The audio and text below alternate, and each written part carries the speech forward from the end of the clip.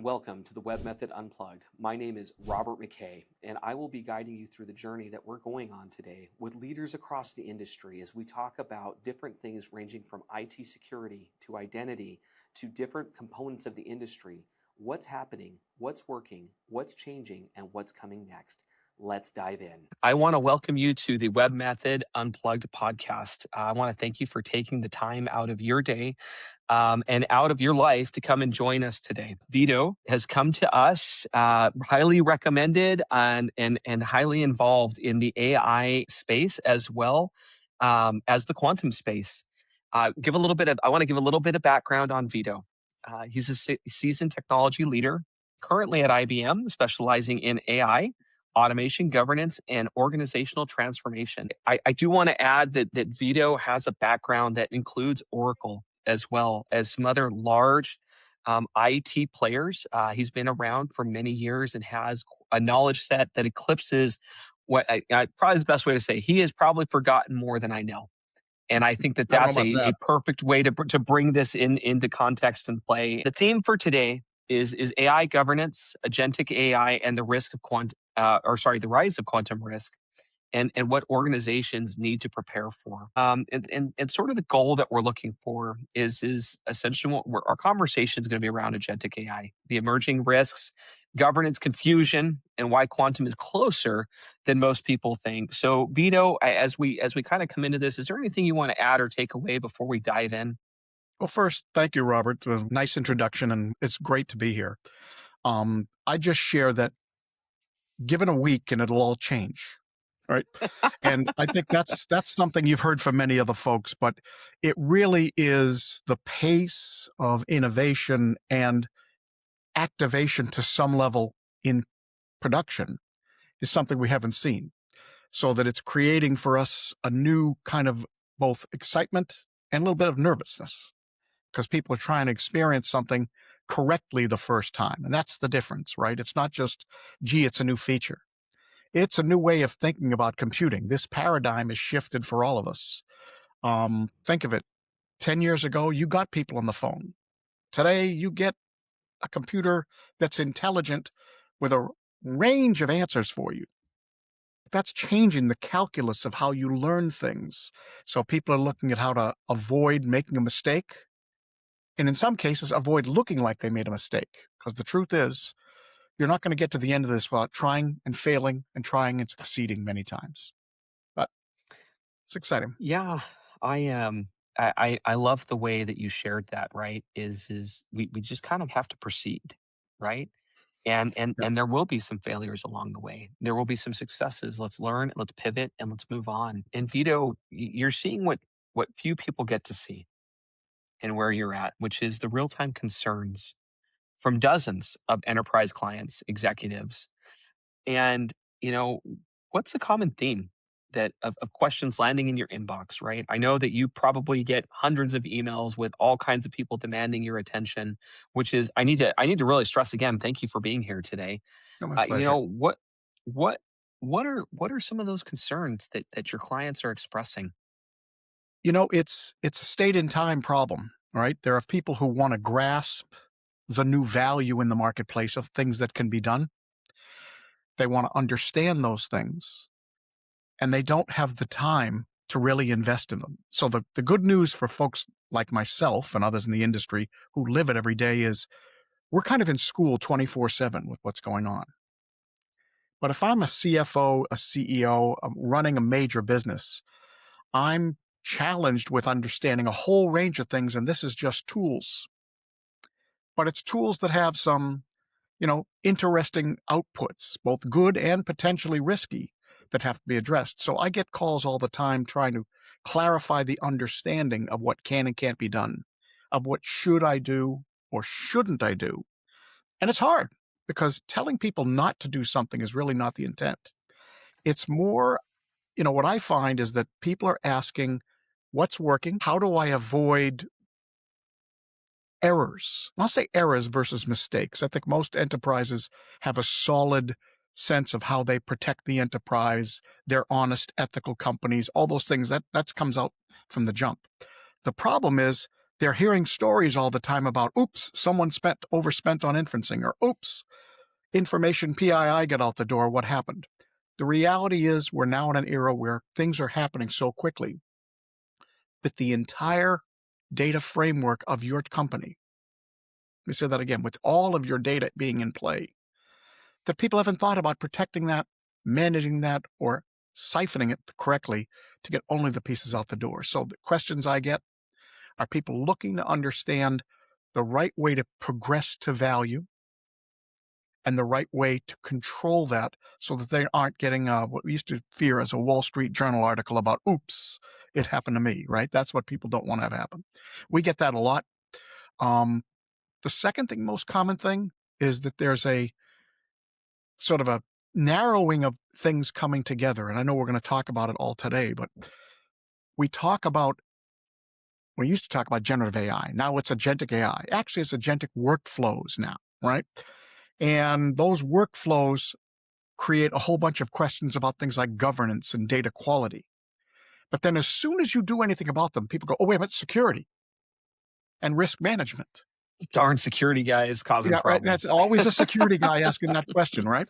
And then the last thing comes in and you go, wait a minute, the CFO goes, oh my God, cost. Operating cost is now the new focus of many enterprises as opposed to acquisition cost. Back 20 years ago, it was acquisition cost and then you burn down over years. Now, operating cost is consistent, right? If you're going to start running AI in an operation, you're creating a consumption level of technology and therefore cost that's going to run what seems like in perpetuity, but for long runs. And that has to be brought into focus so that now you're planning everything together. And that's a bit new. It's not new that people do everything together, but it's new that there are so many variables on the table that may not be clearly understood. So I spend time trying to demystify, help prioritize, and then talk about what the safe ways or the safer ways are we've seen in market with people being successful. So if I'm tracking correctly, it sounds like as far as shift goes, we're moving into this operational model, right? So we've moved in from a CapEx expense to an OpEx expense, reducing it down to make it digestible for these businesses to be able to essentially get their arms around. Yep. And which is going to theoretically should drive costs down, not only for the usage of the agents, but for the total cost of the business. Is that a fair statement? It can if you get the productivity. The question always becomes and we'll go back to the very beginning, those are workflows. Did you just take your old workflows and run them with a new tool? Or did you reimagine workflow in the context of what agents and automation can do? And this is the first deadly sin, right? Yeah. Your workflows today are designed around human capital, interfacing with a computer. That gives you some safety and some visibility, but it also gives you some latency because humans aren't as fast as computers. We're now setting it up to let the computers run full speed. I didn't say anything about the person. They may be there in sight. There's a human in loop context, but the point is they move that fast. That has to be considered not as a fear factor, but just is the workflow designed to have it happen that way? And I'll give you the most common ones. You go in an operation, you get a workflow around someone's expenses. Pretty simple, right? You have policy, you have expenses, you have governance on where that can go, you have reporting, and you still want somebody to check it because you're not sure everything's accurate. Well, that means I've got to look at it. Well, you're creating the cost, you're creating the problem. On the other hand, do you want a machine to run and then find out that you've been paying for someone's gas for 10 years? Because it hit a category. Did your policy capture that? The fact that someone can buy gas on their credit card is different than should they. So those are the context questions you get. And it sounds trite and simple, but the reality is we're trying to bring a level of performance into these solutions and a level of connectivity that we haven't seen ever before. And so that creates wonderful opportunity. And you're seeing it, right? You're seeing in the marketplace these breakthrough innovations in terms of new application approaches. And then you're seeing that a high percentage of these projects fail. Yep. Because of the pieces we have to go. So one of the ones I always see is Let's talk workflow before we talk about automation. Do you have a viable approach to that problem? Are you all the illities that you're addressing being done correctly in a high-speed automation flow, AI agentic flow versus what you think intuitively, because that has to be the way they're run. And we're seeing that. We're seeing the best practices are people stepping through their workflows to make sure everything's covered. And they uncover things you want to talk about. They uncover, oh, wait a minute, security has to be addressed differently. That's Right? so in identity and access management, one of the things that happens regardless of the customer is you're going to have a conversation about onboarding, you're going to have a conversation about offboarding, and you're going to have a conversation about what we term mover, right? So essentially as a person moves throughout an organization. And there's Yep. some other derivatives and workflows that exist. And I love how you the initial thing is are we going to just copy what was and stick it in, or do we want to take the time to rationalize what's here, and do we have some duplicitous, or duplication in the workflow that maybe, is adding overhead that shouldn't be there?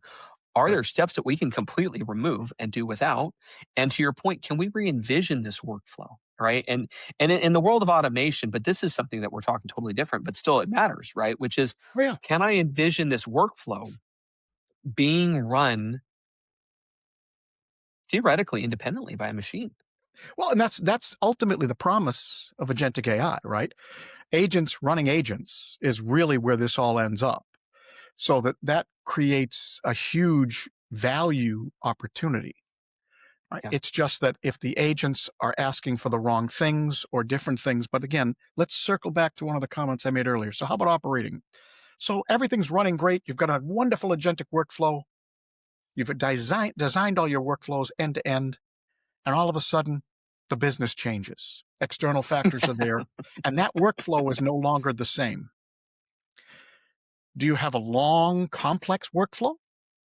Or do you have bite-sized workflows that are strung together? Many people do their first workflow trying to pack everything together, from door to door. Yep. There's nothing wrong with that, but understand that when it has to change, you're going to go door to door again. Yeah.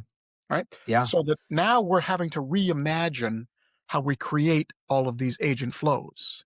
You want efficiency, and then you want governance between those workflows so that you have the ability to monitor and manage the puts and takes, if you will, as you design things.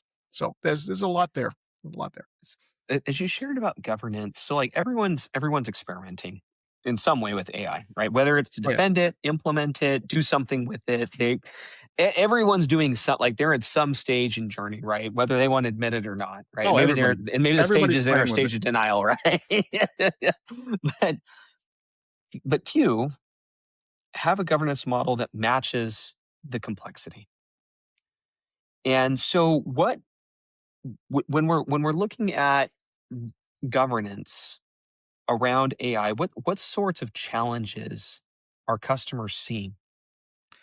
Well, definitionally, I was on a panel a couple of weeks ago with a number of experts on this. We had this little argument. Is governance really new?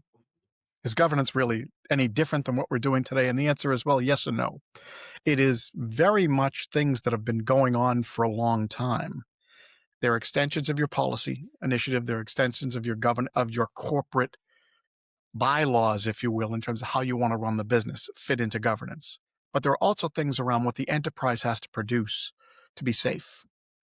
So we're seeing people are taking a piece and a piece and a piece of the governance journey, and then winding up at the end saying, gee whiz, I need to go back and reimagine all of my governance discussions, right? We have a policy approach that we use. IBM and many other fine companies do this, but from our perspective, first and foremost, you should have a governance board. You should have an ethics board in the way you approach governance and AI at all times. It should be cross-functional, and that's very cross-functional, because one of the secrets to success is to realize that everybody doing governance may not be the people that run your business. And what you don't want is a governance decision to go down the pipe and somebody say, I'm not going to do anything, but the governance is coming. We're going over a cliff. They said to go over the cliff. You don't want that in your policies. You want everyone to feel like they're an agent of change to participate. Yes, there's a central control function. Yes, there are people who do it for a living. Yes, the business drives that. But you want that input from everybody else. Secondly, I think you want to see it taken in the right proportion, right?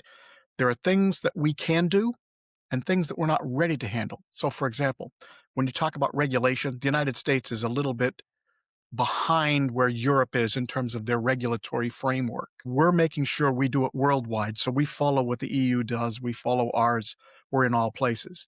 As a business, people say, well, I'm really only in the state of Arizona. Your supply chain is worldwide, whether you like it or not. So let's just make absolutely certain that we're not doing anything that we're going to have to put the brakes on with governance.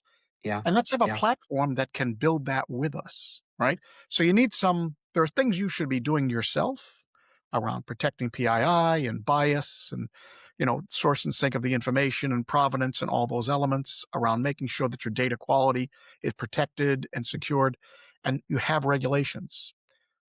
But trying to go and do it yourself is it's fraught with danger. Right now, there's all the major money center banks, they're doing a fantastic job because they do it all the time. But think about it. As a medium-sized business trying to keep up with regulations, you need a partner to do that. Yeah. And you need it to be something that is extensible, because I guarantee you within 24 hours, there'll be new regulatory guidance somewhere, and that has to be ingested into your strategy. You have to future-proof how you do these things. Doesn't always have to be turned on tomorrow, but you're going to have to get there. So that's kind of what has to happen, in my opinion. So in terms of how did you think that, and maybe you mentioned it and I missed it, how does AI change that governance conversation, or does it? It's really nothing different. It's the variable count is so much higher with AI, right? Think about any enterprise you're talking with. Prior to generative AI and agentic AI, most companies weren't putting all of their data to work as data products.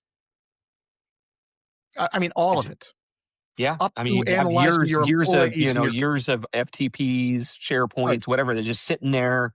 right. After an employee leaves, it sits untapped, right? That's right, right. So there's all kinds of information that is people, process, technology driven that's been collected and is now being put to work. I don't know if I'm exposing something that I can or can't pull back, should or Sure. shouldn't. So those are things that have changed with generative speed and capability. Now, the control of them hasn't changed, but the facts are you don't have a history of a sort of a fortress approach around those things, other than to say you can't have them, right? And think about what is the number one objective of AI? Create data products and data value from what you've got. What has been the mission of most organizations around their corporate data historically? Don't let it out, control it, lock it down to the point where specialists are the only ones who see it. Now we're putting all that in play. You want to do that under control. So AI is driving that utilization of information in a way that may not have been envisioned when they put together their system and governance, may not have been envisioned when they thought about who would get to use it. And the value that you can get from it is only as valuable as the people who get to touch it. So there's the rub.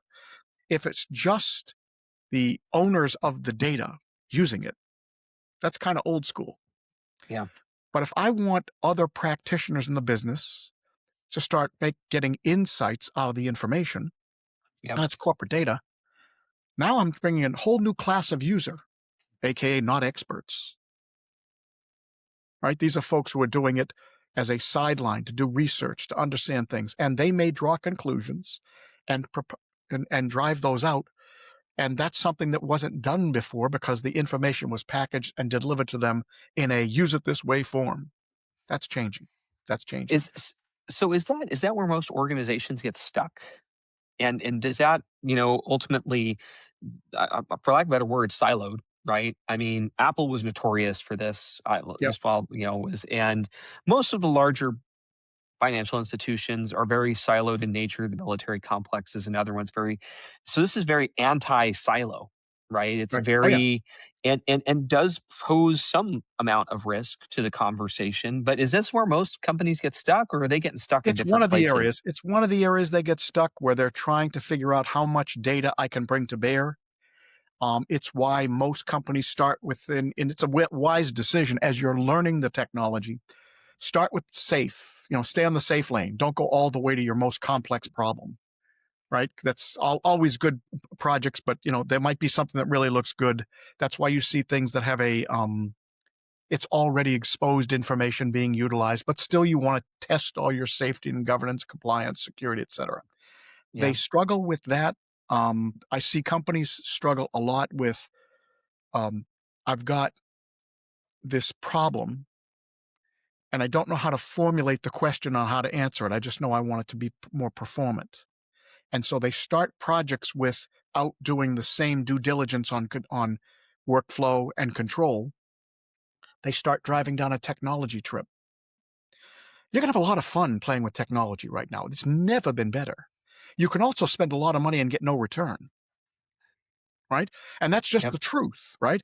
That's where the 90%, what do they say, 94, 95% of projects weren't getting the ROI they planned. It Yep. wasn't that the technology was bad.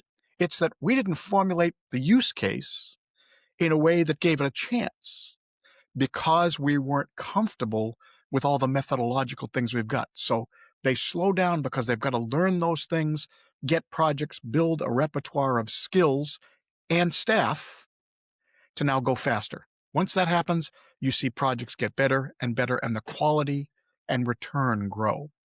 I've seen some projects that really move fast because they've got a really crisp use case.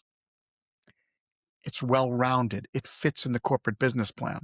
But sometimes the use case is orthogonal. There's still value, but doesn't have the controls, doesn't have the staffing, doesn't have the capability, and that's where things run against the wall. So clients often conflate like governance concerns with security risks. Like, where do you see organizations mixing up governance and security? Well, look, at the end of the day, and we see all the time people zigzagging between governance and security. Security hasn't really changed. It's just been morphed in the ways it's being executed and in unthought of, right? We've got sims that are now, you can rent a sim on the web, right? You can do things like that. The technology's gone in places. It's being automated in a way we didn't envision years ago. There are so many data points in it that are in play. But when you think about governance, you should always be thinking back to policy and profile of the company and then drive that into the conversation and then layer security against that. Because security is going to keep you from running against things that you didn't anticipate. Good security, well thought out security should be a watchword up front every day. But when people think, oh, wait a minute, this is another shift into security or away from governance, it isn't. You've got to have them both in equal measure. People will often try to, how can I say it? I've seen clients come to me and say, give me a whole bunch of issues around governance that turn out to be data security problems. Right? That's Yeah. that, and that just Yeah. happens. So Yep. that all these variables are coming fast. So what I would share is that it's not that the pieces have changed, it's just the calculus of bringing them together has changed. And you need experience and guidance to get it right. It's walk, run, sprint, right? There's no crawl And we're left off. anymore. There's no, well, the point I'd make is there is no crawl, Yeah, there's no right? crawl. We're There moving is too no little fast. league stuff. It- People are doing real work with these products. well, it kind of goes back to you're changing the airplane out while you're flying, right? You don't have a choice to get into that crawl stage. It's just not an option. It's not Right. there anymore. Yeah. And in terms of consequences, when companies conflate these two things and they treat governance as a synonym for security, what are some of those consequences that you've seen happen or that have come out of that type of conflation? when it happens, you get people not investing enough energy in things that should be foundational, and they're staying inside the project, right? So we've seen scenarios where people are all the way down on an agentic workflow, are dealing with the governance as designed, and then waking up and realizing that their data security wasn't addressing any of the necessary inflows. My data's good. My data's safe. I've never had a breach. No, not so good. I've got to do different things around data security now, right? Yeah. And it's like the quantum question, right? Yeah. Who's running quantum? Very few people you know are actually running any quantum. We happen to be working on it. It's getting there. We're getting error connecting bits and, qubits, and all the elements are getting to the point where we're close. We're close. We've known for years that Q-Day is coming. For those who don't know Q-Day, it's when quantum is actually viable enough with enough capability to be in a production application. And when that happens, we know that encryption will get broken. So why isn't everyone out there buying some form of quantum safe protection in their security profile? They think it's too big, but it isn't.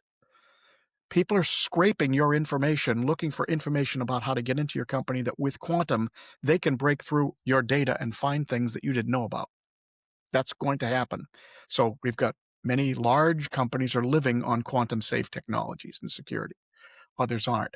But we do see people who get sort of focused on the generative, agentic governance story and some of the security things. They think they've got a strong security framework. They need to refresh that to make sure it's addressing everything they need in this new world. In terms of reframing governance, or as these companies adopt AI, how should leaders be doing that? How should they approach it? So essentially establishing that clear separation so that the organization doesn't freeze and instead moves forward. I think the first thing is declare it as a team sport before you do a project. Right. And, you think about it, in my business, I'm always looking for sponsors and champions in enterprises that want to do things. Typically, it's the line of business. They want to go fast. They want value. They see the prize they want. Great. You should always surround them with a cross-functional capability so that there should be resident. If you're doing an AI project of any type, there should be someone from security, not there to control. That's not the issue. See, that's the mistake we make. The no people are here. Can't do that. Breaking our security model. You don't want to be noticed. They're not the no people. They're the no safety people. Are here. Right? They're trying to make this correct. So you want their input. Then you make a business decision on how much risk you can value. But if I'm the line of business leader and I see productivity and value to the business plan, and I haven't engaged my security team, I could be giving it all back later. Now, that's an overstatement, right? That's an exaggeration. Oh, I just can't get over the no people. I just love it. You don't want that, right? You want everybody in the room. It's why you want every entity, all the functions that are going to be impacted, that are going to touch it, to have a voice to say, what about? Right. What about? Right. And then, now, let's not kid ourselves. The business will make an appropriate decision based on the risk profile, the value perceived, and the timeline to make things happen. But you want that constituency of interested parties to always log in, because you'll find seeds of value there. And very often it's a lower cost and lower effort if you do it early. What we know in all technology, and we've all seen these in our careers, if you wait until the project's in full flower, there's probably a lot of second surgery you're going to do, and that's all thrown away cost. Yeah. Right? No, it all. And by the way, it's like, think of it. In the AI world, we all know that there's no AI without data. Right. Right. No information architecture. How many people are doing information architecture projects right now? It's too big a problem that people question, so they do it piecemeal. That's fine, but have a plan on how to put those things in place along the way, versus say, that's too big, we'll get to it later, right? Those are things we want to learn to do. And companies are doing that. The very successful ones, you go to an AI governance meeting, you're seeing a lot of faces you don't see in IT all day long, because they're bringing the message about what I need to have happen, what's driving it. They speak a different language, right? They're speaking about regulatory concerns that may not be understood in IT terms. Yeah. I want that flavor in everything I do. And I want the expert's voice so that now I can make a robust decision. Now, here's the dilemma. The cacophony of noise around that, projects slow down, you get crazy. So that's why you want to get your team together on understandable projects first, and then expand complexity. Don't try and fix your order to cash with an AI solution in fourth quarter with a new solution, right? We all know you'd never do that. So let's not put things like that on the roadmap. Let's do piece by piece and drive projects that can deliver that value, because that's where, this is no different than we saw during the ERP expansion, .com, you name it. Risk is always going to be there. It's the mother's milk of enterprise, right? That's why you make money. But you have to have line of sight on what counts. And no individual company or entity has all that put together all the time. You need your team to speak up, and the best companies give a participatory voice to all the functions. Now, again, the boss still decides which way we're going to march. Yeah. Functions are going to do it, line of business, but they're going to have more votes. But the point is, now we've got that in our library of things that need to be considered, and we can plan out better. And you can execute on it. As you were going through, Vito, you had started to share and touch on quantum. Yep. And in terms of the risk that it is now starting to pose, because it's within line of sight, right? It's striking distance in terms of, arriving and presenting problems that many businesses have not even begun to articulate. It's not in their roadmap. They're too busy, they're not worried about it. Say, not my problem. And can you explain to me why it is everyone's problem? The layman says, hey, this is too big for me, I don't even care about it. Is this like looking at, hey, if we get hit by a nuke, I can't stop it? Or is this different? No, this is different. There are things you should be doing right now about protecting your information with quantum safe technologies to make sure that people aren't harvesting your information for later action. And that has to be a more expansive consideration versus, gee, I've got two-factor authentication. Right? That's not going to get it done. Right? There's a level of policy that you need to have in your enterprise to make that work. Right? And so thinking down those lines and putting things in place ahead of time are going to be way less invasive than trying to graft them on later. That's step one. Step two is quantum's going to deliver us new computing models. Models that are not the way they're highly randomized. I mean, probably going to fit in some, predictive technologies that we haven't even envisioned because people haven't figured out the coding yet. But the point is, it's going to find ways to look at pieces and tie things together at a rate and pace that we can't imagine yet. And that may hit any size business. And turns out we still have bad actors out there who are doing things to try and learn this technology to be right there when it comes out so that they can now run an algorithm, find out what's going on, and they're going to drill into any size company, start taking a look at, can I get into their financials? Can I disintermediate their supply chains? Can I interfere with their employees? There are a range of things that they're going to attack with. So doing what you can now to be quantum safe, which is not doing quantum, it's just making sure you're protecting from people taking inventory of your valuable assets. That's what it is, right? That's something you should do. And then let's test the rest of our security profile to make sure it's ready for all the elements of how we may want to run the business, all right? You may be in a situation now where you're putting the company outside itself. You're exposing the company's values, its IP in ways we weren't prepared for. So you've got to have that all tied down and secure. And the traditional security has to be out there too. So you've got to do that, but make sure you've got a well thought out plan, because here's what's going to happen. You're going to start with a model. You're going to do it on premise. You're going to bring it to a cloud. You're going to wake up one day and you're going to have 4 clouds, 7 on-prems, 15 laptops in this. Security no guys are going, oh, please, not that, right? Not that they don't know how to do it. They know it better than I do. But the point is that creates lots and lots and lots of risk. it's going to happen at such volume and for elements of the business that weren't considered in the past. Right. That's what's new. It's not just order entry anymore. Right? That's not what we're exposing. We're exposing data products. We might be exposing portions of our IP as the way we handle questions, so that you got to make sure you've got that covered in the way you're securing the enterprise. Now, are the tools very different? Not too many. We're adding a few more here and there, and you've got experience with many of our products. And there are great companies out across the industry that are building up tons and tons of capability, very sophisticated. But here's what's going to happen. You're going to have the same conundrum around what's the right way as you did with the great explosion of cloud. Everybody thought, that's it, we're all going to the cloud. Everybody pack up, go to the cloud. On-prem isn't going anywhere.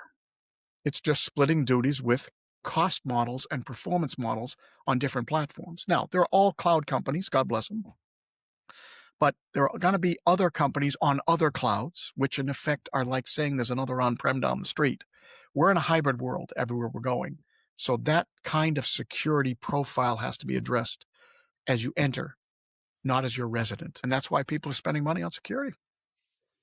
With the advent of quantum, there's massive risk, massive opportunity. What misconceptions on the line of risk are organizations missing the mark?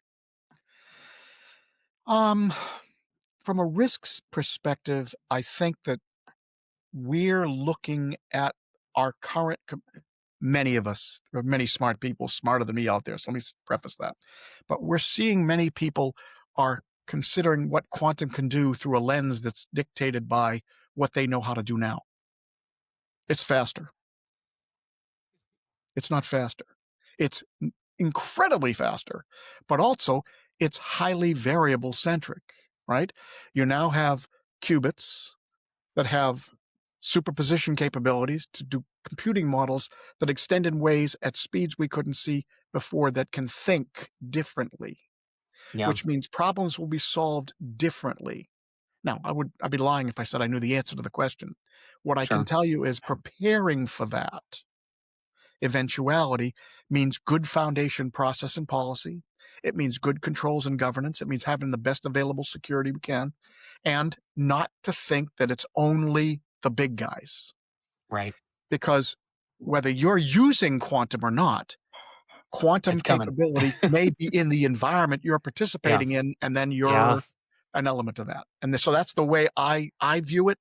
It's, most people, what we forget is quantum will probably 99% of the time for the first few years, because of all the environmental requirements, it'll be a fractional use case for most companies. So it'd be similar to how the mainframe used to be, right? That's right. That's right. Now, it'll probably be through the hyperscalers. We'll get into it. IBM will be into it, right? But the point is, having that infrastructure will now become a critical success factor. So that means we're putting it over the net. All those things have to be back again to what we knew how to do, but we have to make sure it's robust enough. And we know that we can crack security with it. Yeah. Right? So again, it's not, this isn't a fear. I'm not trying to do the FUD, fear, uncertainty, and doubt. Yeah. It's more about it's a hygiene and safety issue. If you're going to have a high volume, performant, creative capability that is now going to change the computing models that are available, you have to think about that a little bit and just understand that we need to protect to the degree we see necessary and pre-think it if we're out there. Now, if you're a company that, frankly, if you're still on pen and paper, you've got nothing to worry about. The non-digital folks are safe. They can lock the door. The Luddites are safe. The Luddites are safe. Well, they're safe. But here's the problem. They can't keep up and do business anymore. Right? That's the dilemma. The speed at which things is going to happen because of agentic AI and agentic workflow is going to be such that we're going to see decisions and results happen at a rate that, is not common. It's not in our common experience, right?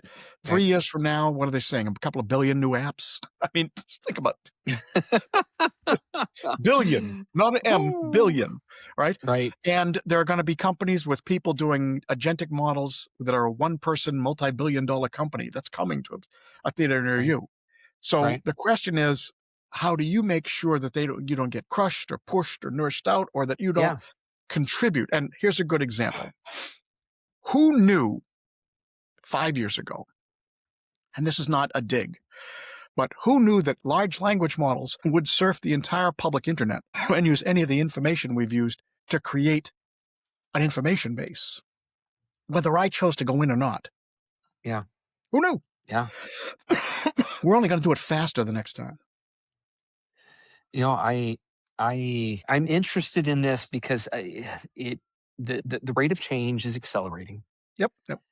The advice that I'm tracking to is hey, let's stick with sound, proven business principles for approaching this. And I think that the bigger piece is those around us that don't think they're impacted by it become actually the greatest concern, because it's trying to advise them and let them know this is a big deal. I know it's not here yet, but when it arrives, and it will arrive, it's not a question of if, I guess it's a matter of when at this point, it's going to be game changing. And if you thought AI was game changing, this is even more game changing.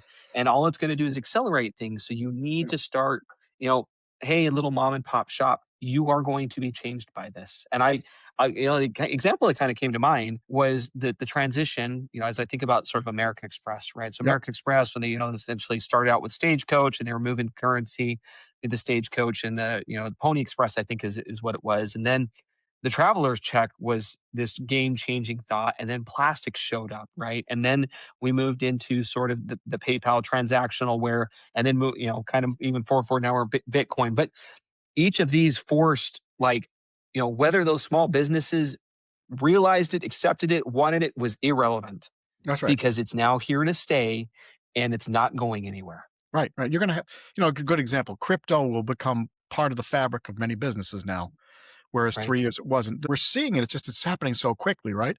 Think of the Yeah. cloud transition. I can remember calling on major financial institutions that said, not on my watch, not on my watch. Then 3 years later, they said, yeah, on my watch. On my watch. Right? Here we go. Now it's a rational approach. And it's because, and the truth is, they were being disingenuous. They were saying, not until I'm ready, Right. which is a safety concern, right? So I respect Sure. that. But the Sure. reality is they needed to get control. So let's follow that lead. They didn't Right. stop investigating. That's the important part. The Right. questions, the investigation, the participation, the trials all Yep. took place. How do you learn to do, if you're I won't call them Luddites, but if you're a company that's done nothing with any AI at all today, Yeah.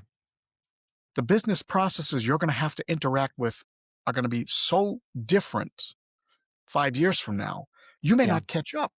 So some level of, if you're a very small company, being, learning about it. That's why, hey, Right. do some Copilot. That's fine. Yeah. Yeah. But also do it responsibly, to think about how you're taking those things under, and then look at what security challenges you might have. Look at other people in your industry, right? Do that. Where do I stand? I guarantee there's no company out there that doesn't have peers that are larger and smaller, that are experiencing challenges that they can learn from and at least add into the calculus of how they do that. So it's not, you're absolutely right, Robert. It's not the old school process methodologies that have served us well. Just keep doing them, Yeah. but don't let the new technology blind you that that's still being done. You have to Right. invest in it just as much as you did the first time. So you're in a Yeah. constant learning battle. Yeah. Yeah. As you were going through this, one of the things that I think we talked about it principally at the very beginning of the conversation, as we were talking about AI, we're sort of talking about this investment and kind of tracking to it. So you've got the security, data quality, and ROI that are sort of all, you know, I don't want to say striking against each other, but like, essentially they're pushing, they're forces, right, in the equation. And, how do organizations, and I can actually think of a few that have now, they've gotten, for lack of a better term, they've been burned, right? And now they're maybe a little even gun shy of how do we approach this interesting new technology, right? That promises you know limits of limitless human imagination, right? Um, how do organizations justify these new investments in AI, governance, security, and data, right? How do you build a framework to come in and say, hey, I need 500,000, 1,000, 5 million. Probably Yeah. all those would obviously be different because of scale, but like, are there some fundamentals that cross paths there in terms of Well, building that? everyone is going to worry about ROI because Yeah, the people writing the checks aren't going to do it unless they see a return. It's just, right. we know that. I know that. Yeah, And so being able to formulate what costs are has to go into how you develop things. So yeah, that's why the suggestion is to do more control release, yeah, not limit, right. but steps, because you want to know how your math really works. Yeah, What is really the cost burden against my business plan? Don't say good, bad, say learned, didn't learn. A failure of a project, bless you, my friend, bless you. Project failure should be looked as an advanced learning experience yeah, because someone else has been successful with this. So what did we not right. know? What did we not address? So you look at those projects as you should really be deep diving inside the failures as much as the successes. Everybody wants to talk about the success. Well, let's not put the whole thing in an envelope. Let's do a minimum viable product. Yeah, Let's risk assess all the elements, and I mean all the communities that it's touching. sure. Let's run it in low volume to start so we can see where our breakpoints are. Let's check security against that. Let's see if governance is framed, then run to a production and then assess ROI. So one of the things we ask folks to do is I think I mentioned it at the top of the discussion, you need a use case that's big enough, but not so big, but big enough where there's some room to work, Yeah, right?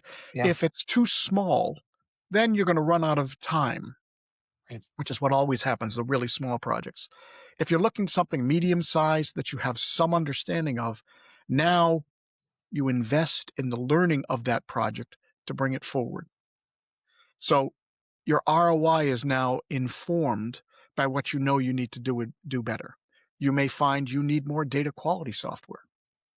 Now, if you walk into any company and say, I'd like to talk to you about fixing your information architecture, there probably is a CIO with a baseball bat looking to come see you and say, please, I've got one, what we got to do? Because Me it's a and you, large, we're gonna have a conversation outside real quick. well, it's not because they don't want to. It's just, this is one of those never ending, too big to fail. It's a challenge, right? But what you're really trying to do is help them make those decisions in a quality way. So you want to assess, your current situation against this smaller model. You want to run it against all the entities. You want to test, validate, and measure whether it worked and see if it gave you any return. Right, If it didn't, why didn't it? It's not a pass fail grade. Why right. didn't it? Oh, wait a minute, we ended up overspending on data quality. Okay, put that on the board, right? Yep, Oh, wait a minute, we didn't have, our inferencing decisions weren't what we thought they were. Oh, wait a minute, this workflow needed to change mid-project. right. Didn't have the right workflow. All of those are going to be exposed. Now, Yeah, if you make this bet the business, yeah, then you got a problem. If it's too small, you're going to right. we're not going to do it. You want it to be something that's seriously in play, has a sponsor, Yeah, and is carefully measuring. So, the projects I see working well, we do an MVP, we come up with a test of that, we put it into a limited production, then to run unit thread and end-to-end test to see what we've got functionally. Then we start checking all the data feeds and data elements to make sure that it's the right profile. Then we want to check our governance position. Then we want to check our security. All those are there before we release. You still may find that the workflow needs address. So you want those elements to all be addressed up front. So, from a learning, first have a use case. Beat up the use case. Pound away on the use case before you start a project. Second, right. make the investments now in ensuring that you've got a data quality plan Yeah, and a security plan and a governance plan. You may not have to activate all the functionality and buy all the licensure at the same time. That's something you can work through. But the sure. point is, if you don't have a plan, you're going to get so invested in the core of this new project that you're not looking outside. And Right. that's dangerous. That's where you're going into trouble. Well, you get hyper focused in on it, and you lose track of where you're supposed to be going. And The people in the projects will find themselves up against the gun saying, hey, we said we're looking at a 35% return in N months for XYZ for the yep, dollars. Now we're trying to get around that. That can't be the mentality. It has to be quality right. and exposure so that you don't go all the way to end costs. Well, shoot, as I'm tracking towards the failures that I'm aware of, um, I I feel like, as I'm thinking about trusting people to come in and guide you, right? Because the reality is a lot of these teams that we're talking about are looking for these types of good partners and these individuals in the space like yourself, right? That have been there, that have, they've seen, they've gotten experience. There's not a whole lot of you guys out in the wild, Well, right? but you want to find. Here's the thing: you want to make sure that who you team with has a track record that you can verify, right? Understand what they've done. You want Right, to make sure that they're not the only expert that you're dealing with, because there's smart people to the left and right. You want to get enough of that. And then you want to make sure that you're investing in your team to make sure that their voice is just as loud, because when you bring an expert in, you don't want them to look like they're not, they know. Here's the thing we often forget in projects that's the deadly sin. There are humans that really are driving the process today. right, When you disintermediate what they're doing today in favor of an automation, sometimes you get unexpected surprises. I don't want to disenfranchise those people with that. I want to make sure that they're helping make it more robust, that they're right. inclusive in it. So that's one of the things that has to happen. Yeah, Sure. big. Yeah. But we see, there's the good news is, with a little bit of calm reflection on these projects, you've clicked off a whole bunch of things that people should be thinking about. Do you have external guidance that you trust? Yeah. Right? Do you have plans to address areas of concern that you may not have? Are you investing in the education, whether it's actual education or just finding out about how technologies work in a way so you can make a decision? Right? The best example is most corporate executives understand how their order to cash system will perform under stress, because they've been doing it for 20 years, right? They've had experience with this. They know what's Yep. going on. Yeah. They don't have experience. Now, these are smart people, way smarter than me. They're going to figure out what's there, but they don't know what they don't know. That's what we're trying to get through here. Right. So we help Right. them by delivering a business plan and an ROI plan and a technical plan, and we leave open the opportunity to inject information and resources to get it right. Because you Sure. don't want to be right, you want to get it right.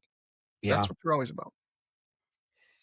So kind of as we start marching to a close here, Vito, and first off, I want to thank you for all the information you've shared. It's super highlighting, all of these different aspects of AI and quantum.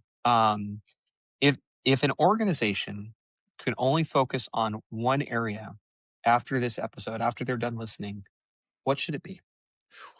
Boy, that's Because you got to take off your first bite of the elephant, right? yeah, I the mean, first bite of the elephant. The one thing that most people don't have good quality of, and you're going to be surprised when I say it, most people don't have a quality inventory. They don't know all their processes. They don't know where all the data elements are. They know they've got data in big bats and silos. They got lots of stuff over there. but a quality inventory really helps you understand, right? I once did a project with a large financial institution, and we did an inventory, and we found out, for example, that this company had 1,000 applications in production. So you did an inventory of their applications or their data? Or Their both, I applications, guess. and then we did their data elements. Oh, 6,000 that was applications per extensive. year. 6,000 applications, Yeah. okay? Various generations, Yeah. various technologies, Yeah. right? And then you start to apply new game plans against that, and the instant, well, we got to buy all new. Well, that's not going to happen financially. So Right. you have to put now. So for large companies, you find that, but any company, it's an inventory. I was at an event last year where I was talking to some small businesses about potential agentic AI projects, Yeah. and then I realized with 3 of the folks, I said, "Have you digitized your business yet?" Well, not really. I was like, "Cause time out. We want to Yep. we want to maybe get to the digital revolution first, but I'd like to inform you that you don't just like your workflows shouldn't just be pick up and doing a new technology. Don't Yep. just use your file system and make it electronic. That's not the answer. I know I'm being trite and simple, but the No, point is not at all. Not at that all. is always what's going to take place here. So that if Yeah. you're now going to take your retail information and put that into point of sale discussions, there's a whole range of decisions you have to make about how you expose certain elements, how you use certain elements that are data security based, that are Yeah. governance based. And you just have to make sure okay, let's think about that. Let's see what's out there. No risk. And again, you'll come up with good and Yeah. bad answers, but that's what you got to do. Yeah. So I I think love that's, that. Yeah, so you're pulling inventory of your applications, you're pulling inventory of your data. And this was interesting. It's not one I had considered. I mean, it should be, but our inventory of our processes, that's right. right? You go in and everybody comes in and they say, I want to fix this thing over here. Yeah. And then you go, great. And then you spend all your time trying to understand all the impact of the rest of the enterprise because there isn't a resident inventory. Now, you Sure. may, as a company, may not choose to share that. That's a different discussion. Well, again, they don't want you Well, hey, picking they away got at, to make the call, right? Yeah. but my point is that they need to know, they need to have a full, the best possible visibility of that inventory, because now your opportunities to do things and financially make them work, maybe you can analyze better on that, right? But if you Yeah. may have inventory that you don't know, you may Yeah. have things that are standing in the way that you can't change. But I've Yeah. seen more projects fail because of we didn't think about X, Yeah. because it wasn't core to what you were trying to get done. Sure. And how do you know that's happening? You, to all the people who might listen to this, it's rogue IT. Right? You're Black becoming rogue ops. IT because you're ignoring all the other processes, right? You're ignoring all the other processes to do this jet streamed ROI thing. And then Yeah. the next day you walk in and you realize, I'm eating all the compute cycles and I'm using up most of the cloud credits the company budgeted for all the other groups. Yeah. I'm Yeah. fine. I sold you a solution. But now, in a small business, that's not as big a problem. It might Sure. be the technology execution element of this, right? It might be skills with the technology. It might be Sure. having staff that's ready. But it also could be we're running on, our core business systems may not be integration ready Right. to do what's there. So we're assuming we can do things.